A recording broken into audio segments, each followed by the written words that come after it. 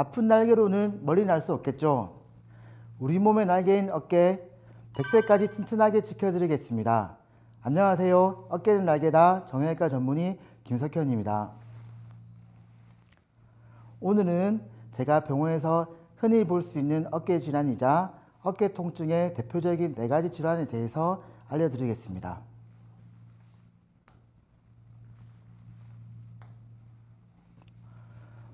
먼저 첫 번째로는 팔을 들 때 소리가 나고 아픈 어깨 충돌 증후군, 두 번째는 팔이 올라가지 않은 오십견, 세 번째는 갑자기 팔에 통증이 느껴지는 석회성 건염, 마지막으로 팔을 들고 있기 어려운 회전근개 파열이 있습니다. 어깨 관절은 우리 몸에서 360도 회전이 가능한 관절이기 때문에 관절 운동 범위가 넓은 반면에 안정성이 떨어지게 됩니다. 그러니까 일상생활에서 반복적인 사용으로 인해서 어깨 질환이 증가할 수 있습니다. 과거에 비해서 스마트폰이나 태블릿 같은 IT 기기를 오랫동안 사용하면서 어깨 손상이 지속될 수가 있고, 스포츠 활동 인구가 증가하면서 외상이 늘어나고 고령화 사회로 인해서 퇴행성 질환이 증가하기 때문에 어깨 통증 환자가 늘어나고 있습니다. 먼저 어깨 충돌 증후군이란 회전근개라고 하는 힘줄과 견봉하부가 충돌되면서 염증이 생기고 통증이 생기는 질환을 말하는데, 힘줄이 지속적으로 충돌되게 되면 힘줄이 약해지기 때문에 회전근개 파열로 진행될 수가 있습니다. 먼저 팔을 들 때 딱 하는 소리와 함께 통증이 생기고 밤에 통증이 심해지고 아픈 쪽으로 돌아 누우면 통증 때문에 잠이 오지 않는 증상이 있을 때는 어깨 충돌 증후군을 의심할 수가 있습니다. 어깨 충돌 증후군은 감별 진단이 가장 중요한 질환이기 때문에 염증과 힘줄의 상태를 파악하기 위해서는 초음파나 MRI 검사가 필요합니다.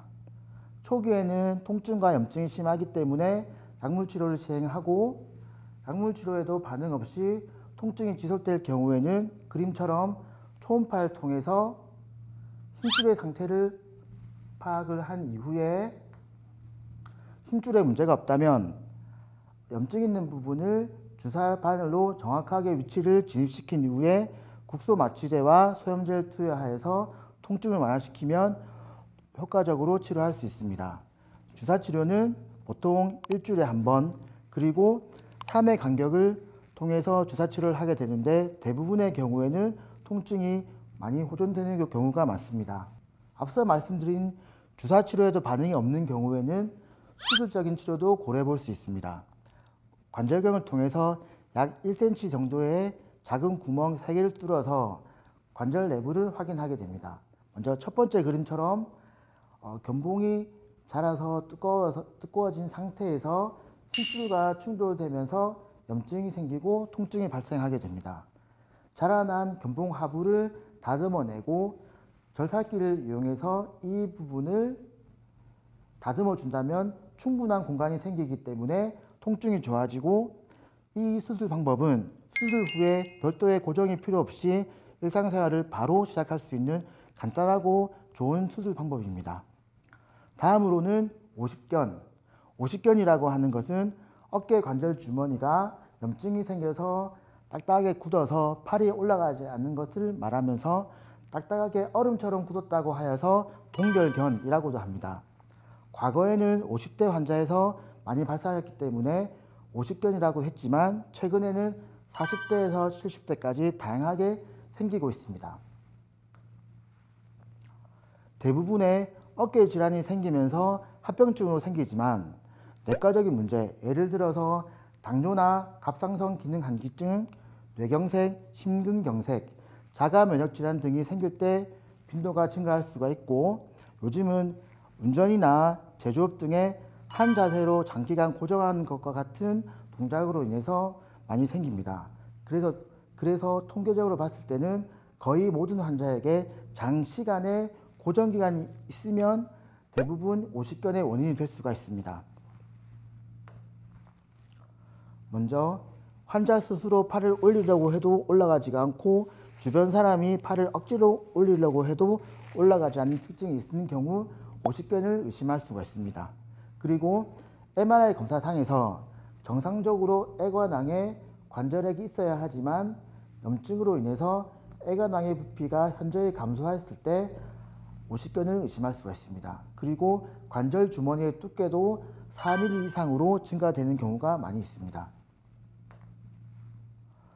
치료는 보통 초기 약물치료와 운동치료 그리고 물리치료가 도움이 됩니다. 대부분 경우에는 증상이 호전되는 경우가 많고 가장 중요한 첫 번째 재활치료는 수동적으로 얼어있는 관절을 풀어주는 것이 가장 중요합니다.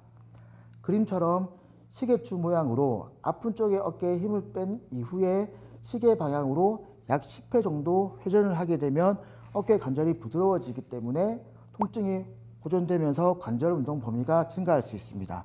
다만 과도하게 허리를 꺾는 경우가 생기기 때문에 허리에 문제 있는 환자분들께서는 이 자세는 피하는 게 좋습니다. 다음으로는 제가 외래에서 시행하고 있는 막대 운동입니다. 막대 운동은 막대를 통해서 아픈 쪽의 관절을 반대쪽의 건강한 팔의 힘으로 관절 운동 범위를 증가시키는 운동입니다. 먼저 아픈 쪽의 팔의 힘은 쭉 뺀 이후에 반대쪽 팔의 힘으로 쭉 전방으로 팔을 천천히 들어줍니다. 전방으로 들어주는데 빨리 하지 말고 약 10초 정도 천천히 지그시 하는 것이 가장 중요하고, 그리고 전방뿐만 아니라 대각선 방향으로 옮기고, 그리고 바깥쪽을 풀 수 있게 겨드랑이는 항상 붙여야지 충분하게 이완되기 때문에 붙인 상태에서 반대쪽 발로 쭉 당겨주면 어깨뿐만 아니라 뒤 근육까지도 풀어줄 수 있습니다. 이 운동은 보통 한 번 할 때 10초씩 그리고 10회 이상 하는 것이 도움이 되고, 보통은 아침, 점심, 저녁 그리고 주무시기 전에 하루에 4번 이상 하시는 것이 도움이 될 수 있습니다. 추가적으로 염증을 호전시키고 통증을 완화시켜주기 위해서는 그림처럼 초음파를 이용해서 정확하게 관절 주머니에 소염제를 투여하여서 염증을 호전시키고 좁아진 관절 주머니의 부피를 인위적으로 증가시켜서 관절 운동 범위를 늘려줄 수도 있습니다. 이와 같은 치료가 호전이 없고 악화 호전을 반복하고 관절 운동의 범위가 늘어나지 않는다고 하면 그때는 관절경을 이용해서 관절 주머니를 풀어주는 관절낭 유리술을 시행할 수 있습니다. 첫 번째 그림처럼 상완골두와 관절바 사이에 빨갛게 관절 주머니가 비우되어 있고 발적이 생겨 있고 두꺼워져 있습니다. 그래서 이 부위가 충분하게 관절 운동 범위가 늘어나지 않도록 제한하는 원인이 될 수 있습니다. 심한 사람들은 이두박근의 장근, 이두장근까지도 비우되어 있는 특징을 보여줄 수 있습니다. 그 아랫부분에 상완 관절과 인대 부분도 두껍게 증식된 소견을 보이지만 오십견은 관절 주머니에 염증이 생겼기 때문에 견봉 하 공간에 힘줄과 견봉 아래 부분에는 특별한 염증 소견이 보이지 않는 정상 소견을 보일 수가 있습니다. 다음으로는 이제 관절낭 유리술의 예시입니다. 먼저 두꺼워져 있는 관절 주머니를 관절경 과일을 통해서 충분하게 절제를 하고 절제된 이후에 상완골두와 관절과 사이가 충분하게 벌어진 좋은 결과의 사진입니다. 이런 경우에는 별도의 수술 이후에 고정장치를 하지 않은 상태에서 바로 통증만 좋아지면 다시 굳지 않도록 바로 관절 운동을 시작합니다. 다음으로는 석회성 건염. 석회성 건염은 쉽게 말해서 힘줄 안에 돌이 생기는 것입니다. 그러면 돌이 생기는 이유는 힘줄 사이에 혈액순환이 잘 되지 않아서 석회성 침착물이 쌓이면서 이후에 염증을 발생시키고 통증을 일으키는 그런 질환을 보통 석회성 건염이라고 말합니다.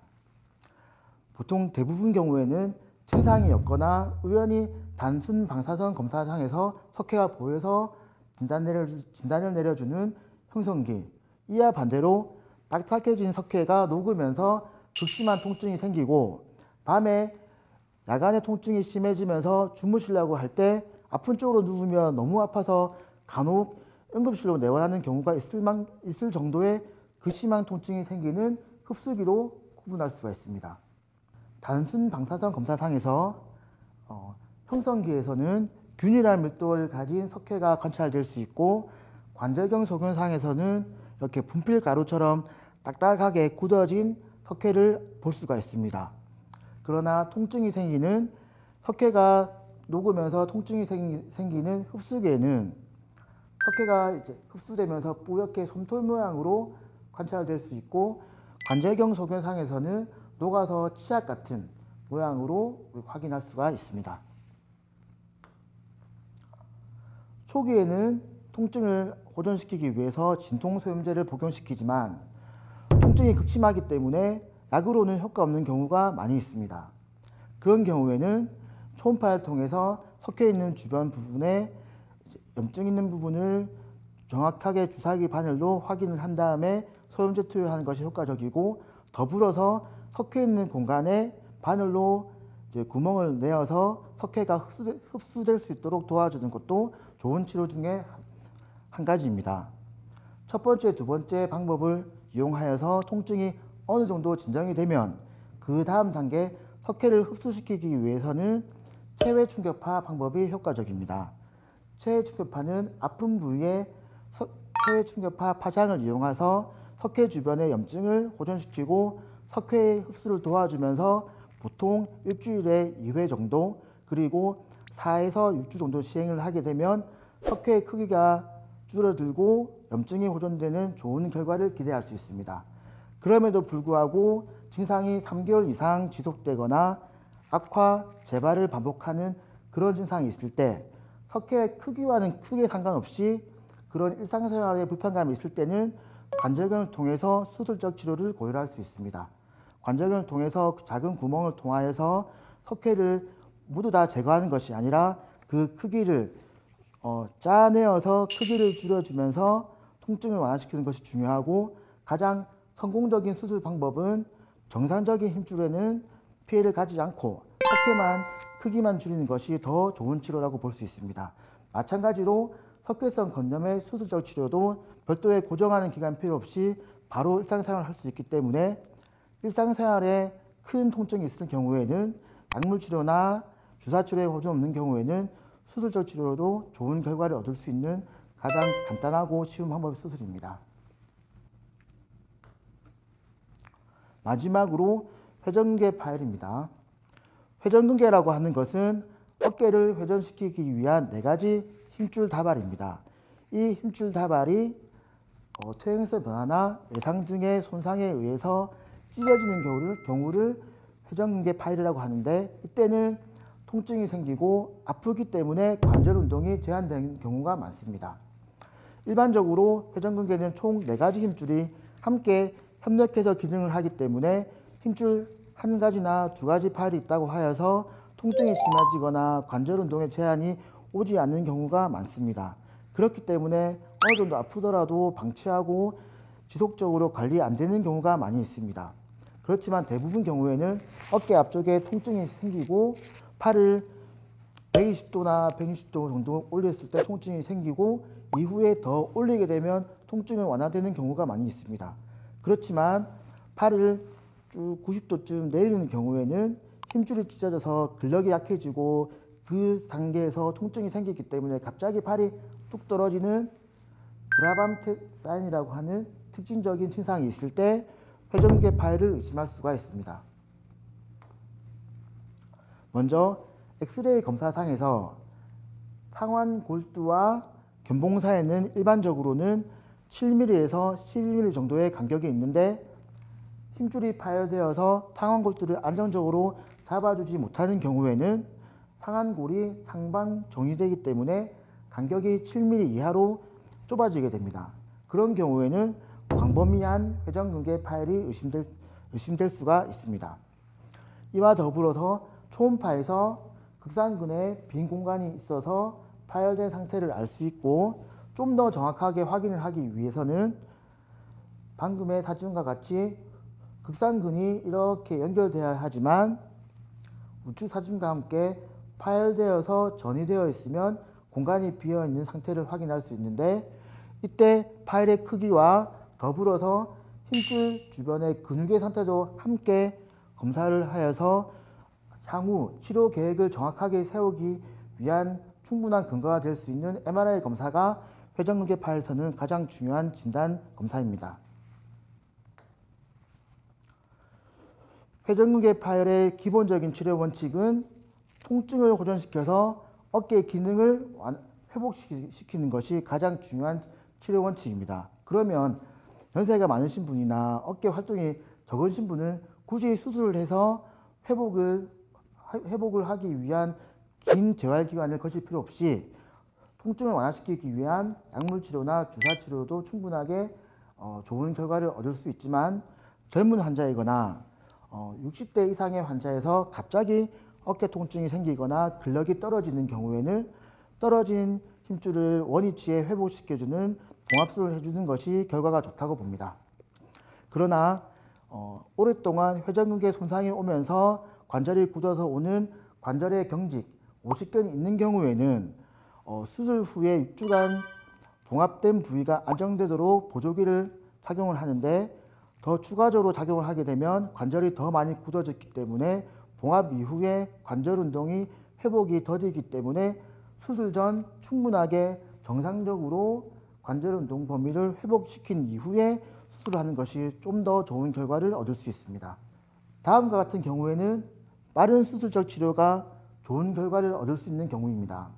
먼저 젊은 연령에서 외상으로 인해서 통증이 생기거나 어깨의 기능이 저하된 경우, 그리고 극상근, 총 4가지 근육 중에서 극상근, 극하근 중에서 극하근의 파열이 있는 경우, 그리고 아픈 증상이 1년 이상 지속되거나 기능상 관절 운동에 제한이 있거나 기능에 문제가 있는 경우, 마지막으로는 파열의 크기가 1제곱cm 이상이고 근력 저하가 저명한 경우에는 빠른 힘줄 봉합으로 좋은 결과를 얻을 수 있습니다.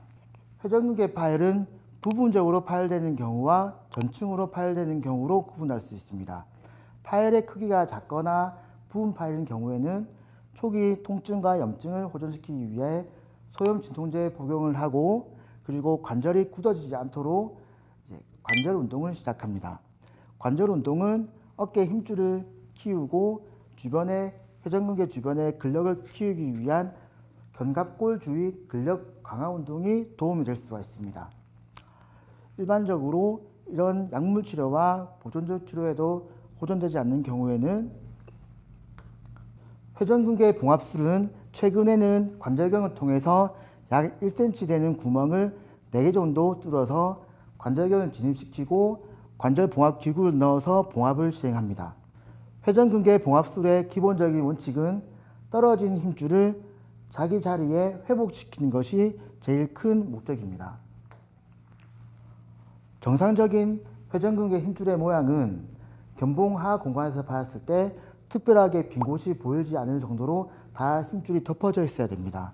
그렇지만 우측 사진과 같이 힘줄의 파열로 인해서 전이된 경우 상완골이 보이게 되고 관절 내부인 관절워까지도 크게 보이게 됩니다. 그래서 떨어진 힘줄을 원래 위치로 회복시키기 위해서 봉합술을 시행합니다.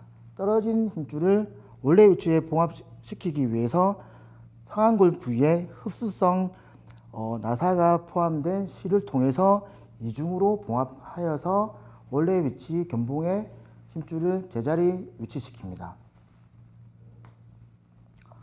다음 그림은 이중 교량형 봉합술을 통해서 떨어진 힘줄이 원래 위치에 이쁘게 잘 고정된 사진으로 확인할 수 있습니다.